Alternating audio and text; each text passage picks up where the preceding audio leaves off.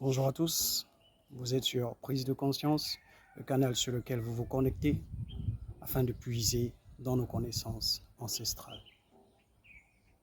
Le thème de ce jour est pourquoi la génération actuelle est-elle perturbée, déroutée et désorientée. Depuis des temps jadis, ne devenait pas père qui le voulait, mais qui était capable et qui était prêt. Avant, un jeune homme et une jeune femme se voyaient dès leur enfance. Il y avait une transmission éducative ancestrale qui se faisait à leur égard. De sorte que les parents s'assuraient que les enfants aient toutes les aptitudes et toutes les connaissances ancestrales durant le temps qu'ils sont dans la demeure parentale. Dès que ces derniers sont fin prêts pour quitter le lieu familial et fonder leur famille à eux, ils se devaient d'être dignes de leurs parents. Pour qu'un jeune homme se voie donner la main d'une jeune fille, et cela vice-versa, les deux personnes se devaient d'être purement dignes. Sinon, les parents se devaient d'être fiers d'eux avant de permettre que ces derniers aillent fonder leur propre famille à eux. Ça, c'est un premier point. Le second point est sur le respect des aînés. Je me souviens, de par les dires de mon père ou de mon propre vécu, si jamais un seul jour, que ce soit par erreur ou consciemment, un jeune homme ou une jeune femme se permettait de manquer de respect à une personne plus âgée qu'elle, ce dernier avait la légitimité de correctionner cet enfant. Et il ne s'arrêtait pas par là.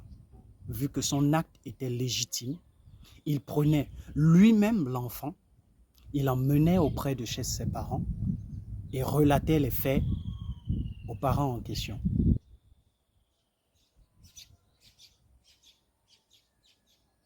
Vu que tout se faisait dans la légitimité, les parents remerciaient ce dernier du geste qu'il a fait et à leur tour corrigeaient leur enfant pour que l'enfant puisse comprendre qu'on ne manque pas de respect à un aîné. Ça, c'est un second point. Le troisième point, c'est concernant les parents eux-mêmes. Quand la Bible va nous dire que nos parents, notre père et nos mères sont nos demi-dieux, oui, c'est vrai. Papa et maman, vous êtes mes demi-dieux. Nos parents, quel qu'en soit ce qu'ils vivaient, quel qu'en soit ce à quoi ils pouvaient faire face,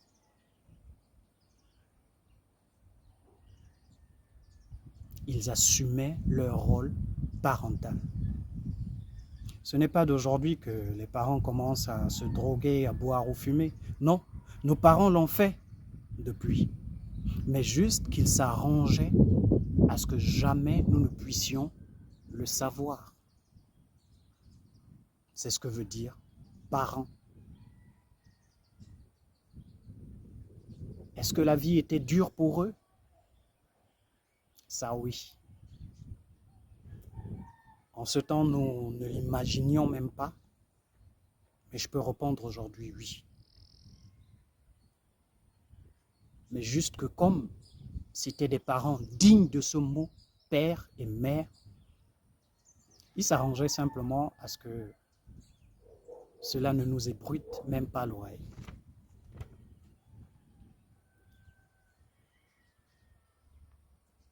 Il s'assurait que nous puissions avoir l'éducation dont un enfant se doit de recevoir.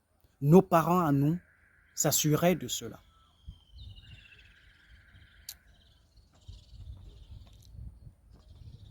Un autre point est celui-là. Si jamais une fille se voyait prendre une grossesse, pourtant elle est encore élève et elle vivait encore chez ses parents à elle,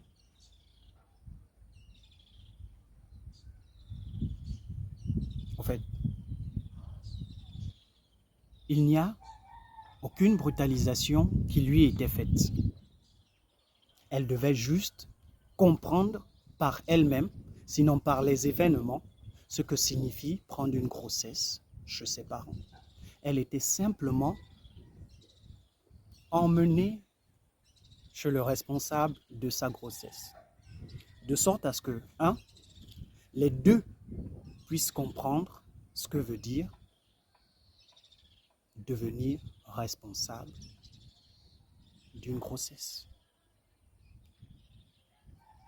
Quand on la déposait chez ce dernier, les deux allaient comprendre deux choses. Ce que veut dire être responsable d'une grossesse. Secondement, que veut dire être père et mère. Parce que qu'ils aient les connaissances ou les aptitudes requises pour cela, eh bien, la vie devait le leur enseigner.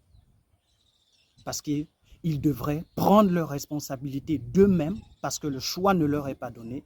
La réalité est là devant eux. Et avec le temps, se devaient de s'accorder et devenir des parents.